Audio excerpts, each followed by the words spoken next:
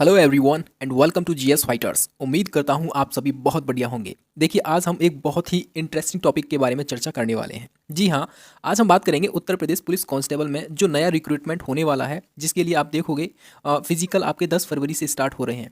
10 फरवरी से आपके physical start हो रहे हैं उत्तर प्रदेश पुलिस कांस्टेबल भर्ती के लिए, जिसमें आप देखोगे 60,244 वैकेंसीज के लिए फिजिकल होना है। ओवरऑल देखा जाए तो 1.74 लाख यानी 1,74,000 बच्चों को यहाँ पर कैंडिडेट को पास किया गया है फिजिकल और डीबीपीएसटी के लिए। डीबीपीएसटी आपका 7 फरवरी को कंप्लीट हो जाएगा और 10 फरवरी से आपके फिजिकल स्टार्ट हो रहे हैं। लेकिन हम बात करेंगे यहाँ पर आपको मिलने वाली सैलरी के लिए। सब कोई जानना चाहता है कि सैलरी कितनी मिलेगी। देखो, अभी क्या है, 7वां वेतन आयोग की सिफारिशें लागू हो रखी हैं, बट यहाँ पर अभी क्या है कि प्रोसेसिंग में चल रहा है। 8वां वेतन आयोग सरकार के द्वारा मंजूर हो गया है, बट यहाँ पर अभी इसकी इंप्लीमेंटेशन यानी कि सिफारिशें लागू नहीं हुई हैं। इसमें अभी समय लगेगा और ऐसा अनुमान है कि 2026 रहेगा, तब से लेकर उसके बाद ये 8वां वेतन आयोग है, इसकी सिफारिशें लागू हो जाएंगी। तो अभी कितना वेतन रहेगा आपका, और 2026 जब कह सकते हैं आपका 8वां वेतन आयोग लग जाएगा, उसके बाद कितना वेतन रहेगा, उस पर हम लोग चर्चा करने वाले हैं। ठीक है, एग्जैक्ट जानकारी मिलेगी। अगर आप चैनल पर पहली बार आए हो तो जीएस फाइटर्स को जरूर सब्सक्राइब कर लेना, बेल आइकन को जरूर दबाना, ताकि आने वाले वीडियोज़ का नोटिफिकेशन आपको सबसे पहले मिल सके। ठीक है, चलिए, यहाँ पर मैंने कुछ बेसिक इन्फॉर्मेशन लिखी है और ये आपको पता भी होनी चाहिए। देखो भाई, उत्तर प्रदेश पुलिस आरक्षी भर्ती जो है यानी कांस्टेबल की जो वैकेंसी है, ये लेवल 3 की जॉब कहलाती है। यानी कि लेवल 3 की जॉब है जहाँ पर आपको ग्रेड पे मिलता है 2000, और इस ग्रेड पे के हिसाब से आपका जो बेसिक पे रहेगा 21,700 से लेकर 69,100 रुपये तक। यानी कि आपकी जो सैलरी है वो वेरी करेगी आपकी 21,000 और 21,700 से लेकर 69,100 रुपये तक के, इसके बीच में आपकी सैलरी यहाँ पर रहने वाली है। ठीक है, चलिए अब हम बात करेंगे, ये बेसिक पे है, इसको विशेष रूप से याद रखना। बार बार मैं इस शब्द का इस्तेमाल करूंगा, बेसिक पे का। ठीक है, चलिए आगे बढ़ेंगे हम लोग। यहाँ पर देखो, अन्य वेतन भत्ते बेसिक पे के अनुसार ही मिलते हैं। अब बेसिक पे आपका कितना है, 21,700। जब आप ट्रेनिंग पर होंगे तो ट्रेनिंग के दौरान आपको डीएनएस अलाउंसेस मिलेगा और आहार भत्ता, ये दो ही चीज़ें मिलेंगी बेसिक पे के साथ में। अब बेसिक पे का जो डीएनएस अलाउंसेस है वो 53% मिलता है, यानी कि इसका 53% इतना रहेगा, लगभग 11,500 रुपये। और जो आहार भत्ता होता है वो रहेगा आपका टोटल कितना, 1,875 रुपये। इन सभी को ऐड करेंगे तो इतना आपको ट्रेनिंग के दौरान मिलेगा।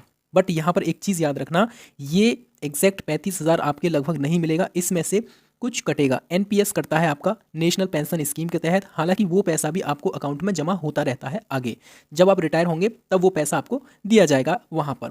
बेसिक पे और डीएनएस अलाउंसेस का 10% आपका एनपीएस कटता है, ये भी चीज़ याद रखना है। यहाँ पर एनपीएस आपका हर महीने कटेगा ही कटेगा, और ये वो पैसा रहेगा जो आपको कह सकते हैं रिटायरमेंट के बाद जब आपकी पेंशन स्टार्ट हो जाएगी या एक मुश्त पैसा दिया जाएगा, तब वो ये पैसा वहाँ आपको मिल जाएगा। ठीक है, तो कहीं नहीं जाएगा, कुल मिलाकर आपको 35,000 रुपये ही लगभग मिलेंगे। ठीक है, लेकिन इन हैंड आपकी जो सैलरी अकाउंट में आएगी, या अब तो हैंड में, हाथ में नहीं दी जाती सैलरी, अकाउंट में ही आती है।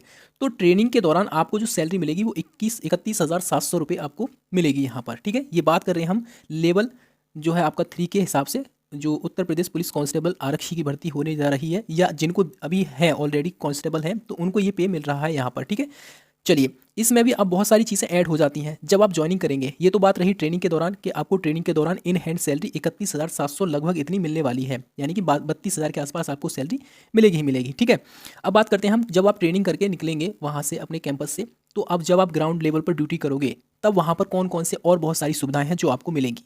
देखो भाई, सबसे पहले तो बेसिक पे आपको मिलेगा ही मिलेगा, उसके बाद डीएनएस अलाउंसेस 53% ये मिलेगा ही मिलेगा। आहार भत्ता जो कि आपको ट्रेनिंग के दौरान भी मिल रहा था और यहाँ पर भी मिलेगा। अब इसमें क्या ऐड हो जाएगा, एचआरए ऐड हो जाएगा, है ना, हाउस रेंट अलाउंसेस ऐड हो जाएगा। बट ये एचआरए जो होता है 3 स्तर पर होता है। अब 3 स्तर कैसे हैं, अगर आपकी ड्यूटी जो है, अगर आपकी ज्वाइनिंग या कह सकते हैं आपकी तैनाती जो है एक कह सकते हैं महानगर निगम में या फिर मेट्रो सिटी में है, एक बड़े शहर में आपकी ड्यूटी लगती है, तो आपको 2,400 रुपये हर महीने एचआरए के रूप में मिलेंगे। ठीक है, और अगर आपकी ड्यूटी ऐसी जगह पर है, कोई टाउन एरिया है जो कह सकते हैं महानगर निगम नहीं है और ना ग्रामीण क्षेत्र है, तो वहाँ पर आपको 1,600 रुपये हर महीने आपके एचआरए के रूप में अकाउंट में ऐड होते रहेंगे।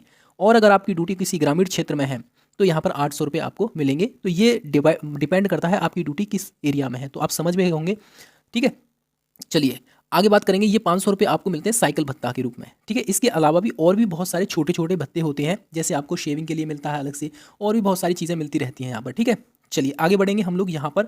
तो आपकी जो सैलरी है उसको पूरा टोटल काउंट कर लीजिए। अब आप यहाँ पर टोटल काउंट करने के बाद 37,900 रुपये आपकी सैलरी बनती है, और इसमें से आपको 33,020 रुपये आपको यहाँ से डिडक्ट कर लिए जाएंगे एनपीएस के। ठीक है, वो चीज़ हमने बताई थी, ये एनपीएस नेशनल पेंशन स्कीम होती है, जो बाद में आपको मिल जाता है जब रिटायर होते हैं तब। तो इन हैंड आपको सैलरी मिलेगी ओवरऑल ज्वाइनिंग के बाद। ट्रेनिंग के दौरान आपको कितनी मिल रही थी? 31,700 रुपये। ये ट्रेनिंग के दौरान थी लगभग। और यहाँ पर जब ट्रेनिंग करके पहुँच जाओगे आप, जो ड्यूटी दोगे ग्राउंड लेवल पर, तो 34,600 रुपये आपको मिलेगी। ये तो भाई सरकारी सैलरी है, बाकी आप समझदार हो और किस तरीके से आप लोग जो है कांस्टेबल जो है कमाते भी हैं, ठीक है। बाकी आप समझदार हो, मैं ज़्यादा नहीं बोलूँगा इस बारे में। अब बात करेंगे हम यहाँ पर इसके बारे में 13वें महीने का कितनी सैलरी मिलती है। जी हाँ, जब आप 12 साल में कितने महीने होते हैं? 12 महीने होते हैं, लेकिन सैलरी कितने महीने की मिलती है? 13 महीने की सैलरी मिलती है। जी हाँ, 13 महीने की सैलरी मिलती है आपको। और ये जो 13वां महीना होता है ये सबसे अच्छा रहता है आपके लिए। लेकिन यहाँ पर जो 13वां महीना रहेगा उसमें 33,200 रुपये तो आपको वो मिलेंगे ही मिलेंगे सैलरी के, ठीक है। इसमें आपका एनपीएस नहीं करता, एक टाइप से समझ लीजिए यहाँ पर। उसके अलावा आपको वर्दी भत्ता दिया जाता है 5100 रुपये, यानी जो आप यूनिफॉर्म पहनते हो उसको भी आप बनाने के लिए आपको 5100 रुपये दिए जाते हैं। फिर आपको दिया जाता है 2,000 रुपये सिम कार्ड के लिए, यानी कि जो आप सिम कार्ड या मोबाइल वगैरह यूज़ करते हो, पब्लिक सर्वेंट हो आप, वो पब्लिक की सेवा के लिए करते हो, तो आप कह सकते हैं सरकार उसका भी पैसा आपको देगी यहाँ पर 2,000 रुपये साल का। उसके बाद 6900 रुपये, ये सालाना है, ध्यान रखना, ठीक है। ये जो अलाउंसेज हैं ये आपके सालाना रहेंगे। तो एक चीज़ याद रखना, यहाँ पर 6900 रुपये दीपावली के रूप में एक भत्ता देती है सरकार। और यहाँ पर उस तरीके से टोटल ओवरऑल देखा जाए तो 13वां महीना आपको 47,200 रुपये का पड़ता है, ठीक है। ये एक्स्ट्रा दिया जाता है यहाँ पर, और ये हर सालाना दिया जाता है, यानी साल में एक बार दिया जाता है, ठीक है। तो इस तरीके से आप लोग याद रखेंगे। कितना रहा था आपका भाई? सैलरी तो रही थी 34,000 कुछ रुपये, 34,600 रुपये। और ये जो 13वां महीना है उसमें भी आपको इतना अलाउंसेस मिल जाता है, ठीक है। इस तरीके से आप लोग ज़रूर याद रखेंगे। अब बात करते हैं हम लोग यहाँ पर 8वां वेतन के बारे में। अगर 8वां वेतन आयोग की सिफारिशें लागू हो जाती हैं, और मोस्ट प्रोबेबली चांसेस हैं कि ये 2026 से ये लागू हो जाएंगी। अब 8वां वेतन आयोग की सिफारिशें लागू होने के बाद जो फिटमेंट फैक्टर है वो 3% या इससे अधिक रहने का अनुमान है। अब मैं यहाँ पर ना एक फिटमेंट फैक्टर क्या होता है ये मैं आपको क्लियर कर देता हूँ। देखो भाई, ऐसा है, ये जो फिटमेंट फैक्टर है ये, इसका मतलब ये है कि जो पुराना वेतन है उसको रिवाइज किया जाता है इसके आधार पर। पुराने वेतन में बढ़ा हुआ वेतन कितना ज़्यादा बढ़ेगा वो इस पर डिपेंड करता है, फिटमेंट फैक्टर पर। मतलब क्या है, मैं सीधी सीधी सिंपल सी बात बताता हूँ। जब 7वां वेतन आयोग लागू नहीं हुआ था तो उससे पहले 6वां वेतन आयोग की सिफारिशें चल रही थी। जब 6वां वेतन आयोग की सिफारिशें चल रही थी तब 7वां वेतन आयोग आया और उसने फिटमेंट फैक्टर बताया था कितना, कि इतना 2.57 फिटमेंट फैक्टर रहना चाहिए। इसका मतलब ये है कि जो बेसिक पे है जो कह सकते हैं 6वें वेतन आयोग का जो बेसिक पे था उसका आप इतने गुना कर दीजिए यहाँ पर, यानी 2.57 गुना कर देंगे तो 7वां वेतन की सिफारिशों के अनुसार उसकी जो है सैलरी इतनी बढ़ जाएगी। अब यहाँ पर समझ लीजिए, अभी 7वां वेतन हिसाब पे के हिसाब से आपको कितना मिल रहा है। एग्जाम्पल के लिए मान लीजिए 10,000 रुपये आपको हर महीने मिल रहे हैं बेसिक पे के, ठीक है। अब जो फिटमेंट फैक्टर है 8वें वेतन आयोग की सिफारिशों के आधार पर उन्होंने बोल दिया है कि भाई चलो भाई 3.00 होगा, तो अब 10,000 का इतने गुना कर दीजिए। यहाँ पर 3.00 करेंगे तो 30,000 रुपये आपका बेसिक पे बन जाएगा यहाँ पर। मतलब समझ में आ गया होगा कि फिटमेंट फैक्टर का उतना ही गुना कर देंगे, जितना फिटमेंट फैक्टर है बेसिक पे का उतना ही गुना कर देंगे उसमें।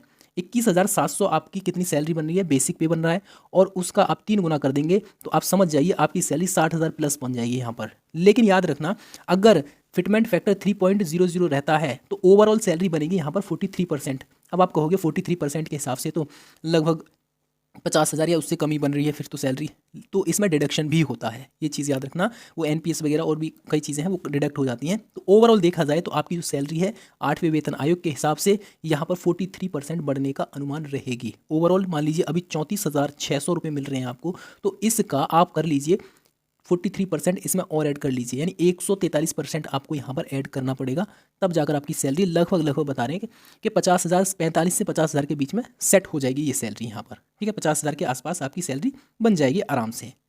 तो चलिए, ये रही आपकी जो है छोटी सी बेसिक इन्फॉर्मेशन थी। बट ये सारी चीज़ें ओवरऑल देखा जाए तो फिटमेंट फैक्टर पर डिपेंड करती हैं, और कह सकते हैं सरकार की ये मंशा है कि जो फिटमेंट फैक्टर है वो 2.87 रहने का अनुमान है 8वें वेतन आयोग के लिए। तो आपकी सैलरी 2.87% कह सकते हैं गुना बढ़ जाएगी बेसिक पे का। याद रखना, ये बेसिक पे पर ही लागू होता है फिटमेंट फैक्टर, ठीक है। समझ में आ गया होगा ये सारी चीज़ें। चलिए, तो ये थी आपकी बेसिक इन्फॉर्मेशन। सेशन कैसा लगा ज़रूर अपनी राय कमेंट सेक्शन में दीजिए।